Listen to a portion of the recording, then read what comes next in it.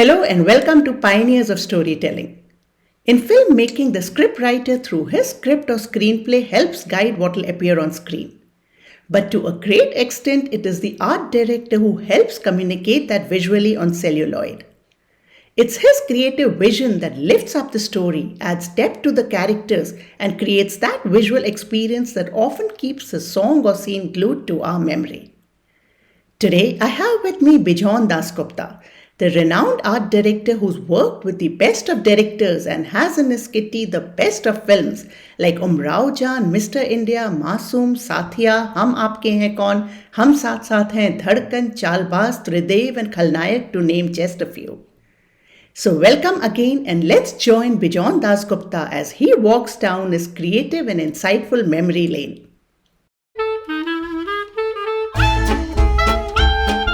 Hello from Brussels and thank you so much for coming to my show.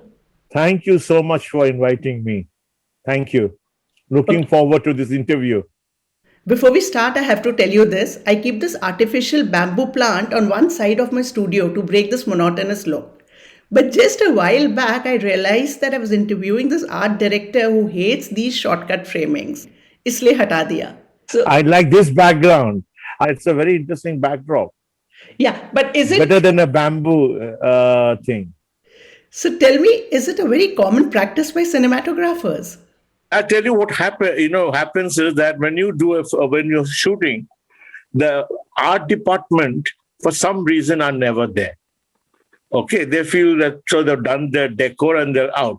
Now, as they keep shooting, they keep shifting the props around for the cameras and all that, and then they never put it back. So now when you frame it, today you have a video assist. So you can now actually check and then adjust your frames. You can get the photographs lower to get into the frame. You can take it higher. You can adjust it to that. Earlier, what's happened was that they found a blank space that left. They would say, "Chalo jhaad dal do kone pe." So they would actually lift a plant and put it on top of a table, okay, to fill up that area. And I have such fights with them that why don't you call an art director, he's on the set, and tell him to fill up the set? Why do you tell your team to do it?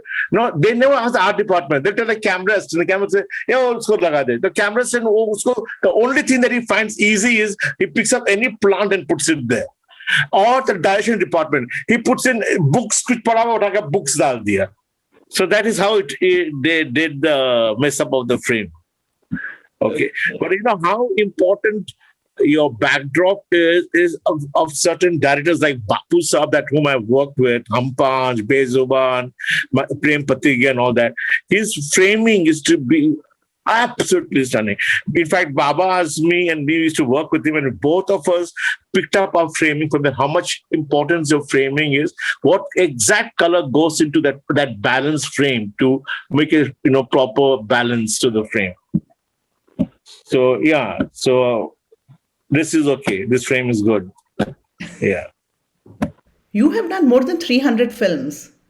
Now, since we cannot talk about all the films, I'll request you to share some on-screen, off-screen stories revolving around a few films that I admire the most.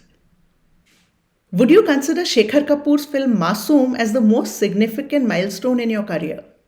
SHEKHAR had no idea about art direction. This is his first film. He had never assisted anybody even as a assistant director. He never worked as assistant director. Now, he used to be in Shabana's house all the time. We used to always be together at Janke Kotel, going out for movies and all that. So when Shabana got him Masoom, because the producer said, "Take SHEKHAR." SHEKHAR thought that he had everything worked out in Delhi. He thought that I don't need an art director. And that time Medha was his girlfriend. She's from Delhi. She can just help. She knows all the people want something. She'll come. Shabana told him that no, you take Bijon. You will need an art director. So he said, okay. So when we went to Delhi, I kept refusing every location that he showed me. Every house. And he kept asking me, why are you refusing the house? So I told him that house you showed of architect is a very big architect. But that house looks It's a Haveli. It looks like the entire, there's a family of 100 people staying there. It looks that lived in. Here's a story of this two young couple and kids, Shekhar.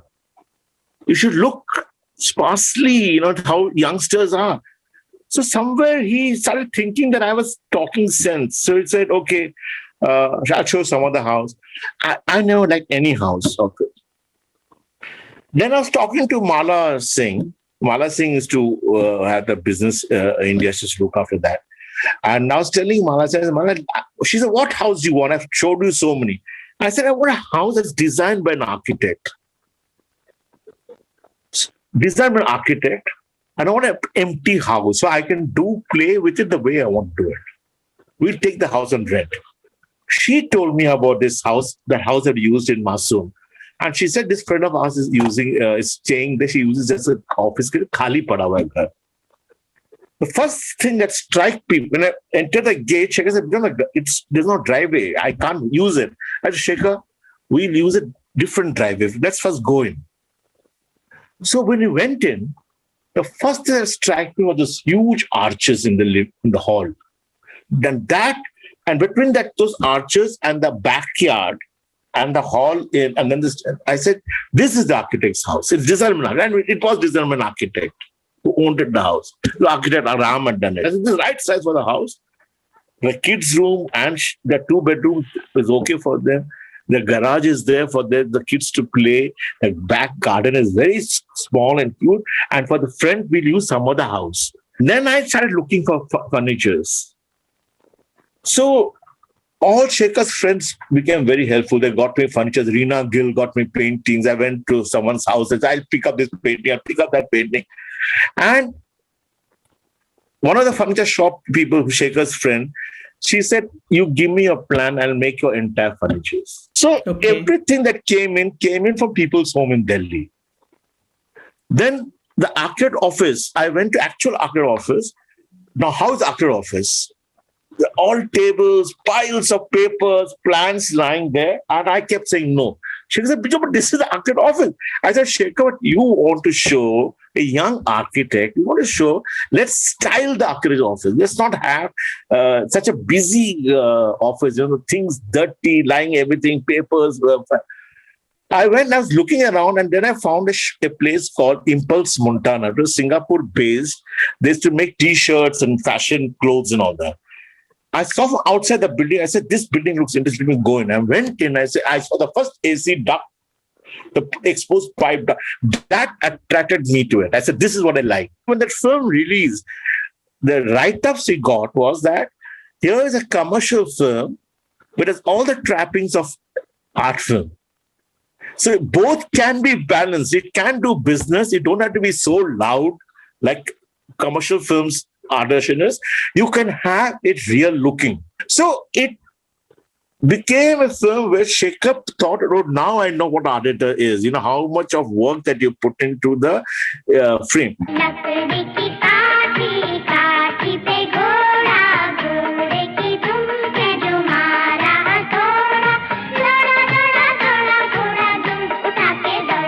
I guess the realistic setup in that film got you a lot of recognition in the industry. There was this young breed of filmmakers that time who would come in. Rahul Ravel, Mukul Anand, Ramesh Sippy, J.P. Datta. They all were young people who had a different mindset of filmmaking. So first thing they did when they saw that they took me for Saga. I got Ramesh Sippy Saga. Same way I got Arjun with Rahul Ravel. I got all these people film, and it became interesting because they all were trying to do realism within the planning of commercial film, And if you look at Saga, you look at Arjun, or look at Rahul. It's only later that Rahul Ravel went crazy. But his earlier films were very good, Arjun and all that. Same way with J.P. Datta. You can't ever fault his framings. The use of his color in a landscape. I don't think there are very few people who uses a black in a desert so well like J.P. Datta does. My first interview that I did for the show was with Rahul Ravel only. And in that, I had spoken about the scene with umbrellas. I didn't know that you were the art director for that. No, I was not the art director. There was somebody else, but because I knew Rahul, he said, Bijon, can you do that for me? Because my dad doesn't understand. But with Rahul, that umbrella thing, I'll tell you a very, very funny thing what happened there. He was the first director to use, I think, 11 cameras for that sequence where this guy comes running out of the railway station and he bashes up that guy on the in that car park area. 9 cameras. So, and Rahul Deval had trained under Raj Kapoor. He was the biggest showman. So when the film got shot, he had the best cameramen operate each and every one camera. Ashok Mehta, top cam, Baba's the cameraman. The news went to Raj Kapoor that Rahul has done a scene where he used 9 cameras. So he said, yeah, I would love to see the scene. So when it was edited, Rahul took it to RK Studio Theatre. And then Raj Saab came and sat down. It's a fantastic thing. He sat down there. And then Rahul showed the reel. He saw the film, so just saw the reel, that one action scene that was done. And then he asked Rahul, where was your 9th camera? While he was watching, he had counted the angles of the cameras. And he felt that there was 8 cameras used, not 9. He said, I didn't see the 9th camera.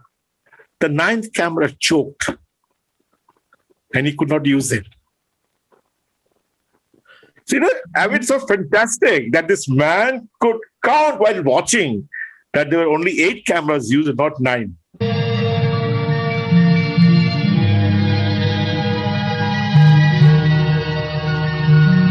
Most of the films that you have done with Barjatiyas like Maine Pyar Kiya, Hum Aapke Hain Kaun, Hum Saath Saath Hain reflect a happy family home, a dream house and the perfect garden.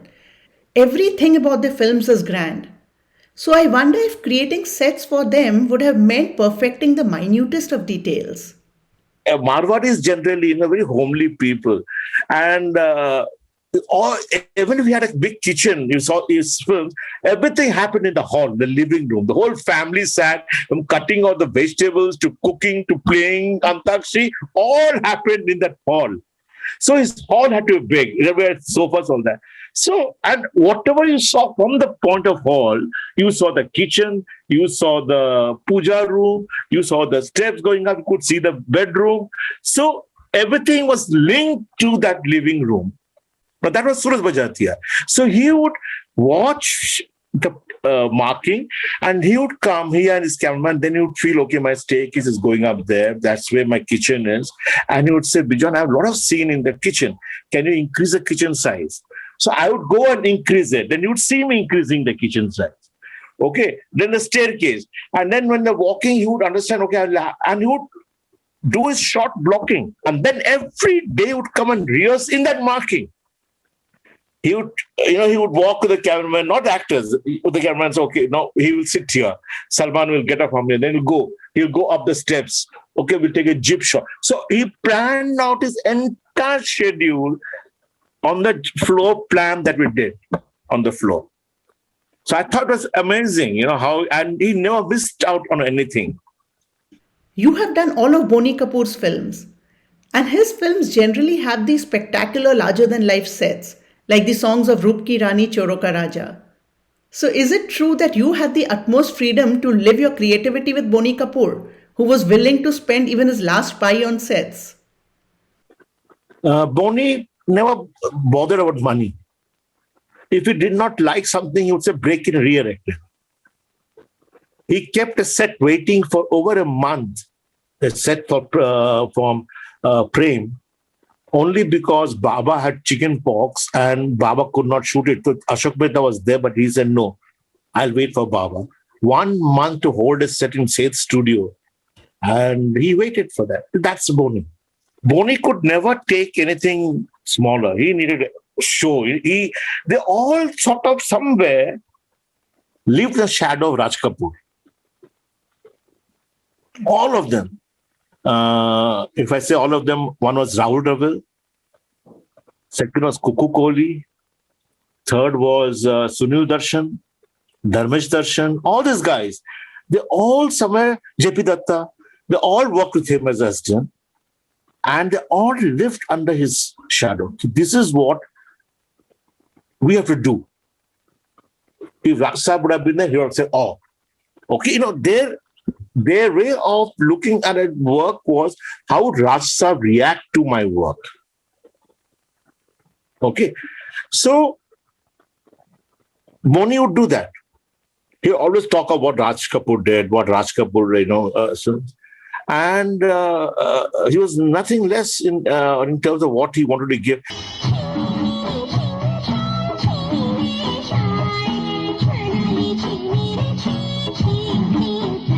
I think contrast to Boney Kapoor would be Subhash Ghai, who does not like spending on sets.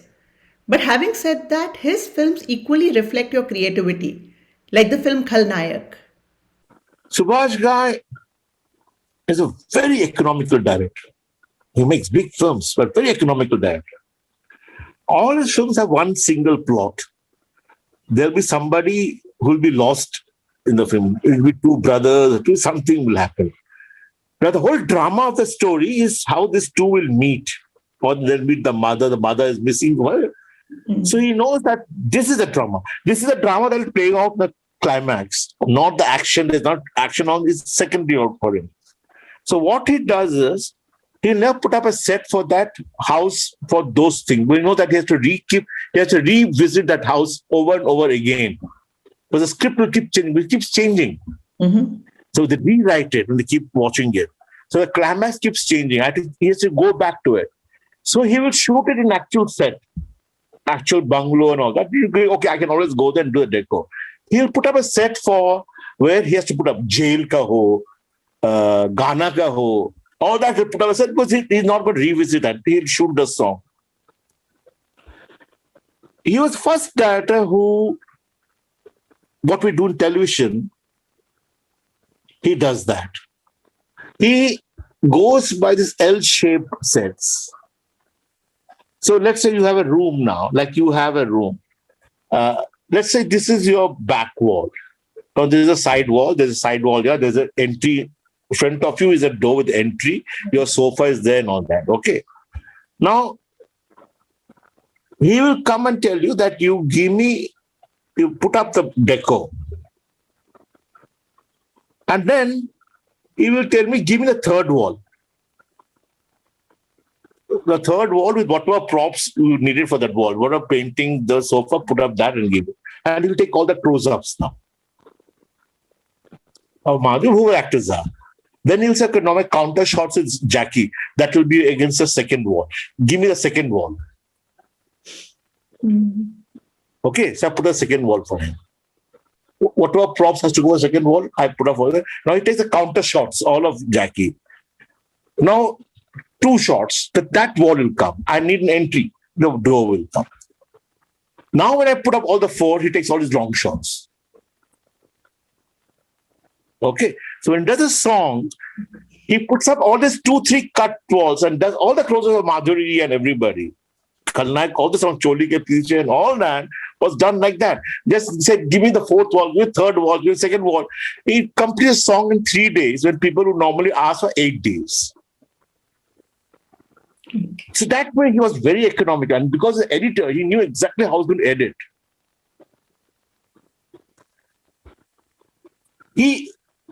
His knowledge about his script, how he wanted the things to work was amazing. How you cut the film was excellent.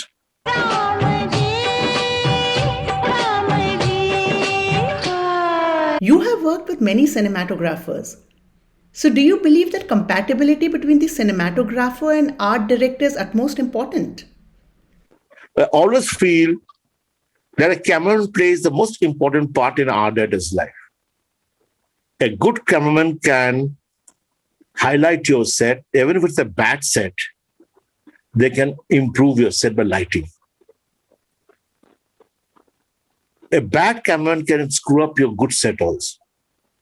Now, for example, when you paint the walls on a brown paper that type of studio lights that we get when you're putting, we never get to see the actual, when it dries up, that the brush strokes on the wall. Or the paper joints can be seen when you light.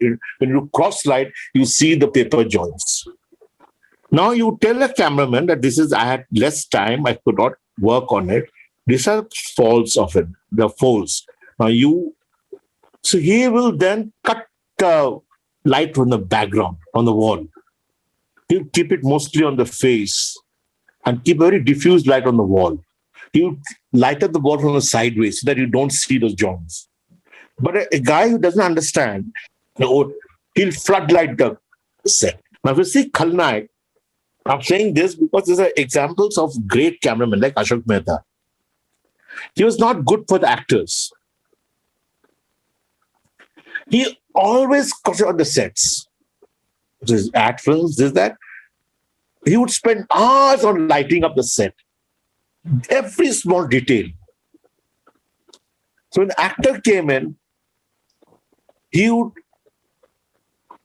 he's taking a shot also, he would be somewhere outframing the actor because he's looking, is the light okay? If it's a crane, tilting up, he's sitting on the crane, is somewhere he's there watching it, but then his eye is looking at something else. That's why Subhash Ghai and almost all the directors took up finally operating the camera for Ashok Mehta. They say, you light up, he'll operate the camera. Okay. Now, Baba, he frames very well. His framings are perfect. He's very good in lighting faces. That's why actors prefer Baba. But his sets are okay. He doesn't overdo the thing by highlighting. He says, "Utna nahi hota hai." Background, Baba cannot light. So, now, Praveen Bhatt has lit Shabana up so well that no other cameraman who has ever lit up Shabana so well as Praveen Bhatt has done. So everyone has a different thing. Tell me, can sets overpower actors? A set can overpower you.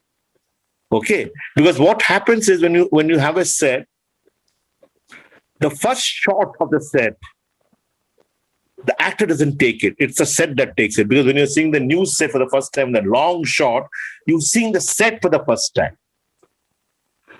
Then when it starts going into close-ups, all that, the set is forgotten and the actors take over. That's why when the set is loud, and you have sofas, the printed thing and all that, and the actors sitting in the printed thing get lost within that sofa or within that curtain or within those stupid statues and all that. Have you seen that create an insecurity in actors?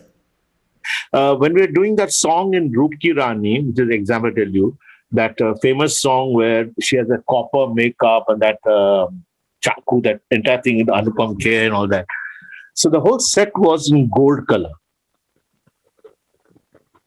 And Sridevi came to the set and the set was beautiful. It was all in gold. And she came in and then she walked around the set. She, Baba, all of us. And then she said, "This set will eat me up. Because it's too overpowering. The gold is overpowering." So BONEY came there and he said, "Kya karna hai?" She said, "I would like to change the color of the set. Or I'd like to change the costume of my makeup." So she got herself a copper dress made, a copper makeup, and told me she said, "Can you do something to the gold?" And she knew that what would overpower her, what would not overpower her. Okay. So I mean, all this is something that, while you're working, you pick up, you pick up and you understand. Like, she would just look at a mirror and know where the light is, which light needed to be adjusted. All these actors, top actors, they watch the mirror. Rekha does it. She'll come and then she'll put the mirror and she'll turn the mirror like that. And then she knows that mirror is creating problem for her nose. She'll tell the camera, "Please, usko shift karo." She'll turn. They understand. They understand which light is creating problem for the eye, the shadow down, or what, the nose becoming. So It's all technique in the end of it. The creative part becomes all technique in the end of it. I'll tell you Shehenshah. In Shehenshah, when Amitabh for the first time comes into Tabela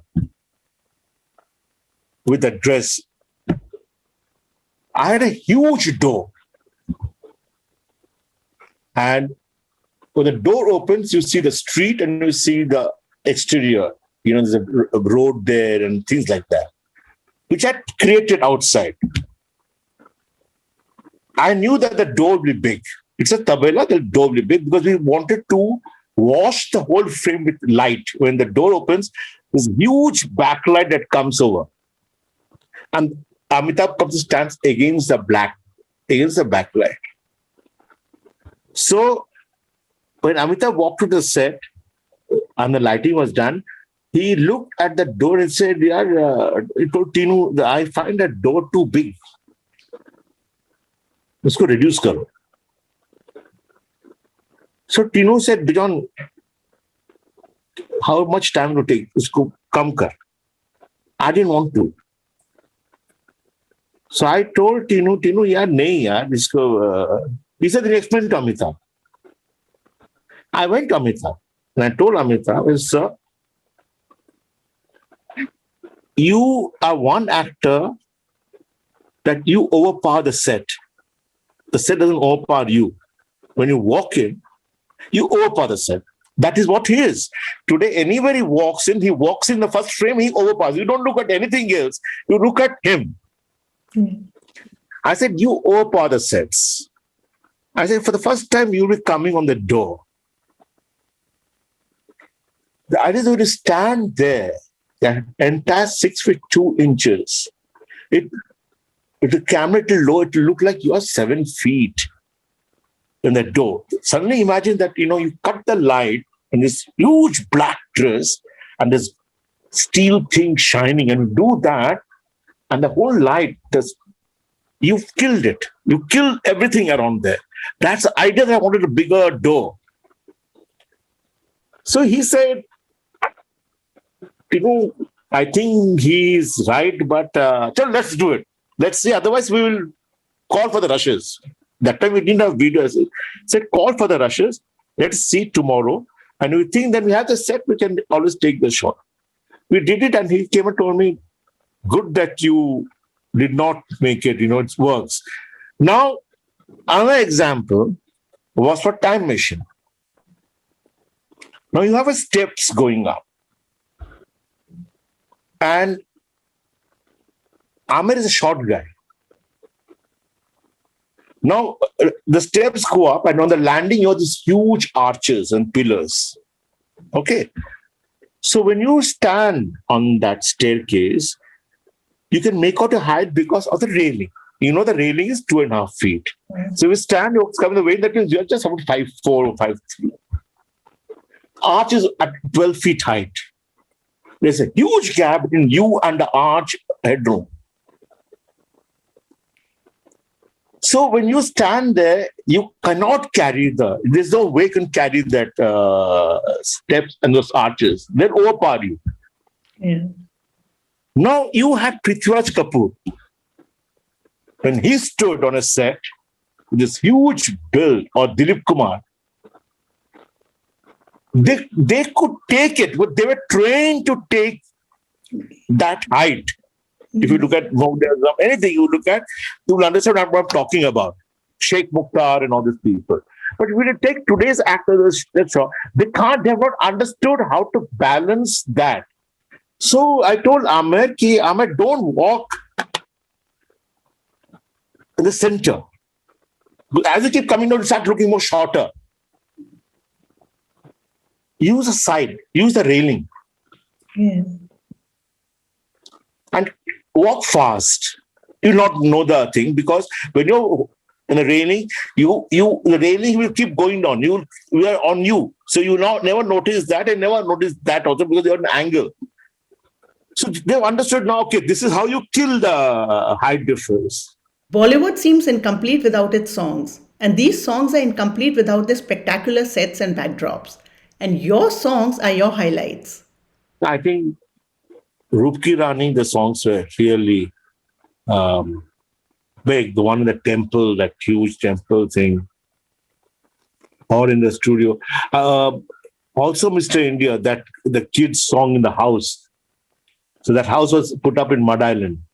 Or with the song in Masoom with the kids in that in the workshop where they are working there. So there have been very good songs. Some very good songs in Chalbaaz, the one with Tridev and all that.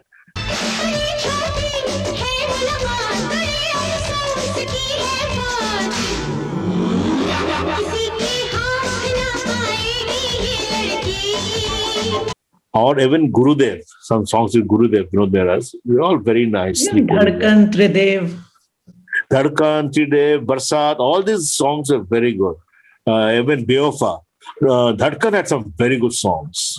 So can you recollect any song for which designing the set was a challenge and accomplishing that gave you a lot of satisfaction? Tridev. When we were looking for a location for Amrish Puri, Tridev said, I wanted that house to be something else. So as we were going to Uti, there's one location got all these trees, pine trees, lots of trees. So I told Rajesh that we'll put up the set there. My idea was that I would put up the set and use the trees within the house, whichever way the trees came in. So there are two trees like that. I would put a staircase going through the tree up. But somewhere Viru Devgan kept saying, Dada, kuch aur sochte hain. We went to this Paikara waterfalls. And it's a huge waterfall. It's a thermal electricity. And he said, why not put up a set here? I said, it's very difficult to put up a set in this waterfall. The speed of the water, winter, the water is zero. He said, no, you cannot say no. You never said no. I said, okay. It was challenging because to get all the planks from that road down here on a winter with all those roads slippery because of mud mountain road. Now to put the planks in the water and to build the platform, I said tie all my 100 workers with rope, and then they would go into the water. Now you can't hammer in such cold, and they can't wear gloves and work in India. So we had that, and they worked on it, and we made, to put a support so that because there's a waterfall and there's rocks there, so we took the support. So that said, it was, people loved it in that waterfall because the water would go underneath the set and come out from somewhere, it would come out. The influence on your work has always been the Azmi family. Why do you say so? When I came to Bombay, Appa was the biggest influence to me, Shaukat Appa. She was excellent taste. Excellent taste, yeah. She would pick up cotton and use it as curtains. She would do things like that. She would make cushions out of saris. And her color sense was amazing. She knew the color palette very well. So I would sit with her and talk to her. So a lot of it I picked up from her. Using shells. She would go in a house in Jalkut and bring shells and put in a wall. Make all the kids that Sunday you people are going to eat at home, you're going to paint this wall. That influence has been very much with me. I've seen her over the years, and she has added so much things to the small little house, Jalkut. She's always brought life to that house with what she was as a person. And she was critical about anything. You could talk to her on anything, and she didn't like, she would tell you. And she'd praise you to the sky. Our drinking would be in the Jalkut with the company of Kaifisa, Sardar Jafri. There'd be Hussain Saab sitting sometimes. There would be David Lin sitting sometimes. Milan Sen sitting sometimes. There'll be Muzaffar. There'll be all this great Mahesh Bhatt. There'll be Tariq Hussain from London, the trade union leader.